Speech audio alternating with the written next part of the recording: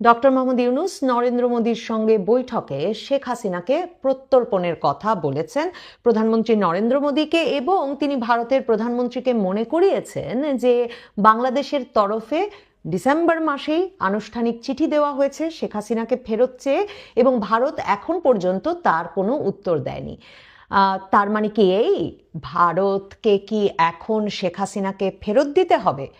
আমার মনে হয় ভারত সরাসরি একটা চাপের মুখে পড়ল শেখ হাসিনাকে নিয়ে, মানে শেখ হাসিনাকে আশ্রয় দেওয়া প্রসঙ্গে বড় ধরনের চাপের মুখে পড়ল এই বৈঠকে ডক্টর মোহাম্মদ ইউনূস এই কথা সরাসরি তোলায়।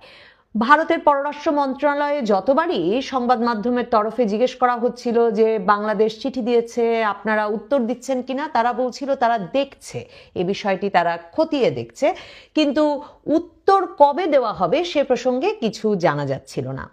প্রত্যর্পণ চুক্তি অনুযায়ী কোনো আসামিকে ফেরত পেতে হলে আসলে নানা রকম কাগজপত্রের প্রয়োজন হয়, অর্থাৎ বিচার একটা পর্যায় পর্যন্ত অনুষ্ঠিত হতে হয়, বিচারে কি কি অভিযোগে এই আসামির বিরুদ্ধে বিচার চলছে এবং সেসব অভিযোগের কিছু প্রমাণপত্র প্রত্যর্পণ চুক্তি অনুযায়ী দাখিল করতে হয় আসামি প্রত্যর্পণের আওতায় কাউকে ফেরত পেতে।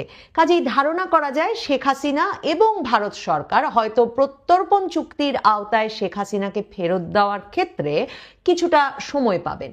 তবে শেখ হাসিনা কি ভারতে বসে, যেমনটা গত আগস্টে ক্ষমতাচ্যুত হওয়ার 6 মাস পর 5ই ফেব্রুয়ারি জাতির উদ্দেশ্যে ভাষণের ঘোষণা দেওয়ার মাধ্যমে শুরু করেছেন, যে ফেসবুকে নিয়মিতভাবেই তিনি নানা রকম লাইভে আসছেন এবং বক্তব্য রাখছেন, এবং এর পাশাপাশি তাকে নিয়মিতভাবে তার দলের বিভিন্ন নেতাকর্মীর সঙ্গে ফোনে কথা বলতে দেখা যাচ্ছে, যেই ফোনের কনভারসেশন আবার লিক হয়ে সামাজিক যোগাযোগ মাধ্যমে চলে আসছে, এমনকি সেই কনভারসেশনের কিছু কিছু এবং তিনি নিয়মিত যেসব বক্তব্য রাখছেন তা বাংলাদেশ আওয়ামী লীগের যে অফিসিয়াল ওয়েবসাইট সেখান থেকেও প্রচার করা হচ্ছে। তো সেটা কি শেখ হাসিনা চালিয়ে যেতে পারবেন?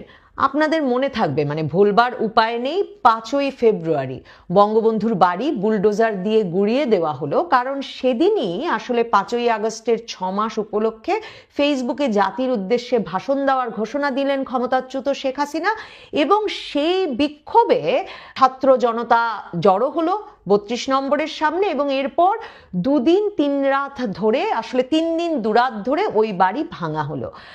এবং সরকারের তরফে বরাবর বলে আসা হচ্ছে যে ভারতে বসে শেখ হাসিনা যে উস্কানিমূলক বক্তব্য দিয়েছেন তারই প্রেক্ষিতে এমন ঘটনা ঘটতে পেরেছে। এবং দেখুন, ডক্টর মোহাম্মদ ইউনূস প্রধানমন্ত্রী মোদীকে আজকের বৈঠকেও সেই একই কথা বলেছেন যে ভারতকে আসলে ভারতে বসে শেখ হাসিনা যে উস্কানিমূলক বক্তব্য দিচ্ছেন তা বন্ধ করতে হবে। এর আগেও বাংলাদেশের পররাষ্ট্র মন্ত্রণালয়ের তরফে খুব পরিষ্কার করে এ কথা ভারতের পররাষ্ট্র মন্ত্রণালয়কে বলা হয়েছিল, বাংলাদেশে নিযুক্ত ভারতের রাষ্ট্রদূতকে ডেকে বলা হয়েছিল যে ভারতের বাংলাদেশের ক্ষমতাচ্যুত প্রধানমন্ত্রী কে ভারত আশ্রয় দিয়েছে এবং সেখানে বসে যে তিনি উস্কানিমূলক বক্তব্য দিচ্ছেন তা ভারতকে বন্ধ করতে হবে। এবার প্রধানমন্ত্রী পর্যায়ে, অর্থাৎ ভারতের প্রধানমন্ত্রীকে বাংলাদেশের প্রধান উপদেষ্টা সে কথা প্রথম দ্বিপাক্ষিক বৈঠকে বলে দিলেন। বাংলাদেশের প্রধান উপদেষ্টা ডক্টর মোহাম্মদ ইউনূস বিবিসি বাংলা সহ আন্তর্জাতিক বিভিন্ন মিডিয়ার সঙ্গে সাক্ষাৎকারে গত কয়েক মাস ধরে বলে আসছিলেন যে পলাতক একটি পক্ষ, অর্থাৎ আওয়ামী লীগ, শেখ হাসিনা বাংলাদেশকে আনসেটেল করার চেষ্টা করছে। বাংলাদেশে আইন শৃঙ্খলা পরিস্থিতি, স্থিতিশীলতা এসবের যে সমস্যা তার একটা মূল কারণ এই উস্কানিমূলক বক্তব্য। তার মানে বাংলাদেশের পরিস্থিতির জন্য আসলে ভারতের এই আশ্রয় প্রদান এবং ভারত যে সেখানে তাদের আশ্রিত শেখ হাসিনাকে কোনোভাবেই নিয়ন্ত্রণ করছে না, সেখানে বসে তিনি টেলিফোনে কার সঙ্গে কথা বলছেন কিংবা কি ধরনের বক্তব্য রাখছেন সে বিষয়ে তা এবার স্পষ্ট করে আবারও ডক্টর মোহাম্মদ ইউনূস সরাসরি ভারতের প্রধানমন্ত্রীকে বলেছেন। ভারত কি এখন আর কোনো ব্যবস্থা না নিয়ে থাকতে পারবে? আমাকে যদি জিজ্ঞেস করেন, আমি মনে করি, আমার ধারণা এরপর আমরা আসলে দেখব শেখ হাসিনা আর ফেসবুক লাইভ সহ সামাজিক যোগাযোগ মাধ্যমগুলোতে যে নিয়মিত বক্তব্য রাখতে আসছিলেন, যদিও শুধুমাত্র অডিও উপস্থিতি তার আমরা দেখেছি, তিনি ভিডিও সহ ছবি সহ কোথাও উপস্থিত হননি। আমার মনে হয় এবার শেখ হাসিনাকে সেটা বন্ধ করতে হবে। ভারত সরকারকে শেখ হাসিনাকে বলতে হবে যে তিনি এই যোগাযোগ আর চালিয়ে যেতে পারবেন না, কারণ প্রধানমন্ত্রী পর্যায়ে এমন উদ্বেগ একটি দেশের সরকার প্রধান আরেকটি দেশের সরকার প্রধানকে করবার পরেও যদি কোনো ব্যবস্থা গ্রহণ না করে ভারত সরকার, তাহলে আসলে বাংলাদেশ ভারতের মধ্যকার এই যে সম্পর্কের এক রকমের সূচনা হলো, কয়েক মাস ধরে একটা রেষারেষিপূর্ণ বিবাদপূর্ণ সম্পর্কের পর ভারতের পররাষ্ট্র মন্ত্রণালয়কে যে একরকম ইউটার্ন নিয়ে ইউনূস সরকারের সঙ্গে আলোচনায় বসতে হলো বা প্রধানমন্ত্রী মোদির সঙ্গে বৈঠকের ব্যবস্থা করতে হলো, সেই বিষয়টি ফলপ্রসূ হবে না। এই বৈঠকের ফলপ্রসূ হওয়া, এই দুই দেশের মধ্যে একটা কার্যকর সম্পর্ক স্থাপন আসলে অসম্ভব হয়ে যাবে যদি ভারত বাংলাদেশের ক্ষমতাচ্যুত প্রধানমন্ত্রী শেখ হাসিনার ভারতে বসে ভারতের আশ্রয়ে থেকে বাংলাদেশ প্রসঙ্গে মন্তব্য করা, সামাজিক যোগাযোগ মাধ্যমে বক্তব্য রাখতে আসা বন্ধ না করে। আমার মনে হয় বাংলাদেশের জন্য এটা একটা বড় ধরনের কূটনৈতিক বিজয়, এবং ডক্টর মোহাম্মদ ইউনূসের সরকার বরাবর যে অবস্থান নিয়েছেন সেই অবস্থানে অটল থেকে তারা আসলে রীতিমতো একটা দাবি আদায় করে আনছেন এর মাধ্যমে ভারত সরকারের কাছ থেকে। ভারত সরকারের জন্য সেটা কি খুব অস্বাভাবিক কিছু হবে? আসলে এই যে শেখ হাসিনা ভারতে বসে রাজনৈতিক বক্তব্য দিতে পারছিলেন, লিকড কনভারসেশনগুলোর কথা যদি আমরা বাদও দেই, যে টেলিফোনে কথা বলছেন সেগুলো বেরিয়ে পড়ছে সে কথা যদি আমরা বাদও দিই, সামাজিক যোগাযোগ মাধ্যমে তিনি যে রাজনৈতিক বক্তব্য রাখতে দেশবাসীর সামনে হাজির হচ্ছেন এবং তিনি বলছেন যে তিনি যে কোনো সময় ফিরে আসবেন এবং এসে ইউনূস সরকারের অর্থাৎ বর্তমান ক্ষমতাসীন অন্তর্বর্তীকালীন সরকারের বিচার করবেন, এটা চলতে দেওয়া ইউনূস সরকারের জন্য যেমন একটা অসম্ভব, তেমনি এটা আসলে ভারত সরকারের জন্য অত্যন্ত অস্বাভাবিক একটি অবস্থান যে তারা এটি চলতে দিয়ে এসেছে বা চলতে দিচ্ছে। দেখুন, ভারতে বাংলাদেশ আওয়ামী লীগের শীর্ষ নেতাদের, মন্ত্রী এমপিদের একটি বড় অংশ আছে বলে ধারণা করা হয়, খবর পাওয়া যায় নানা সূত্রে, কিন্তু তাদের কাউকেই আমরা সেখানে রাজনৈতিকভাবে সক্রিয় হয়ে উঠবার খবর পাই না। মানে সেখানে কোনো তারা সভা সমাবেশ করছেন কিংবা তারা প্রচুর পরিমাণ টেলিফোনে যোগাযোগ করতে পারছেন তাদের নেতাকর্মীদের সঙ্গে দেশে, কিংবা তারা সামাজিক যোগাযোগ মাধ্যমে এসে সাক্ষাৎকার দিচ্ছেন, সেরকম সুযোগ তারা পাচ্ছেন না।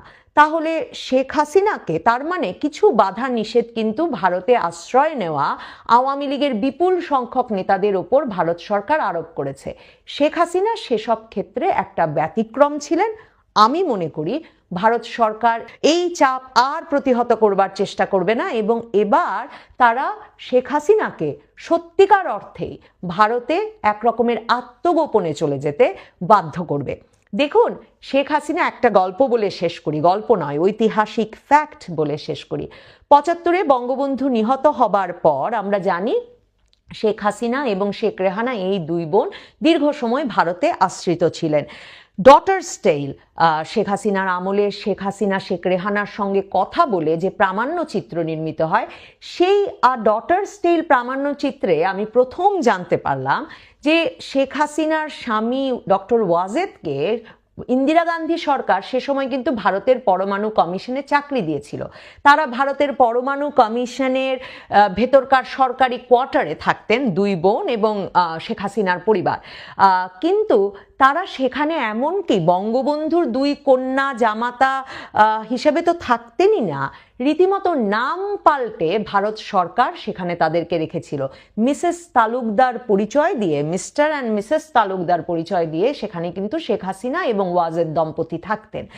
এবং শেখ হাসিনা সেখানে বর্ণনা করেন যে ওই সরকারি বাসভবনের ভেতরেই দুই বোন এক রকমের বারান্দা দিয়ে, রীতিমতো মানে একটা সীমিত পরিসরে তাদের চলাচল ছিল, বারান্দা দিয়ে তারা আসলে সারা দিল্লি দেখতেন, দিল্লিতে সবজি বেচা হচ্ছে দেখতেন। এই ধরনের বক্তব্য, এই ধরনের বর্ণনাগুলো সেই সিনেমায় তিনি প্রামাণ্যচিত্রে তারা দু বোন তখন তুলে ধরেন। মনে রাখতে হবে যে ভারতের সকল রাজনৈতিক দলের এক ধরনের ঐকমত্য কিন্তু আছে যে শেখ হাসিনা সেখানে নিরাপদে থাকুন, আশ্রিত থাকুন। ভারত সরকারের তরফে জানানো হয়েছে যে 5ই আগস্ট কিছুক্ষণ আগে দুই সেনাপ্রধানের মাধ্যমে যোগাযোগের মধ্য দিয়ে খুব অল্প সময়ের মধ্যে ভারতের পররাষ্ট্র মন্ত্রণালয়কে সিদ্ধান্ত নিতে হয় যে শেখ হাসিনাকে বহনকারী বিমানটি তারা ভারতের সীমান্তের ভেতরে অবতরণ করতে দেবে, এবং তারপর থেকে শেখ হাসিনা সেখানে আছেন।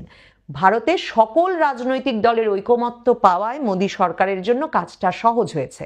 কিন্তু শেখ হাসিনার ক্রমাগত সামাজিক যোগাযোগ মাধ্যমে উপস্থিতি ডক্টর ইউনূসের জন্য যেমন একটা বিপদ, অস্বস্তি, উদ্বেগ তৈরি করছিল, আমার মনে হয় একই রকম উদ্বেগ তৈরি করছিল মোদী সরকারের জন্য।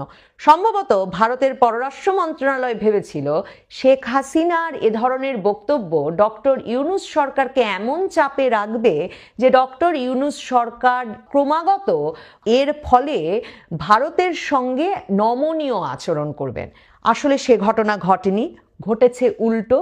ডক্টর ইউনূস তার বক্তব্যে অটল থেকেছেন, তার সরকার তার বক্তব্যে অটল থেকেছেন এবং চীন ঘেঁষা হয়েছেন। এবং সেই প্রেক্ষিতে শেষ পর্যন্ত মোদী সরকার, প্রধানমন্ত্রী মোদী এবং মোদী সরকারের পররাষ্ট্র মন্ত্রণালয়কে এ বৈঠক করতে হয়েছে এবং সে বৈঠকে শেখ হাসিনা বিষয়ে আলোচনা করে আসতে হয়েছে। আমার মনে হয় আমরা এরপর শেখ হাসিনাকে আর প্রকাশ্যে বক্তব্য রাখতে দেখব না।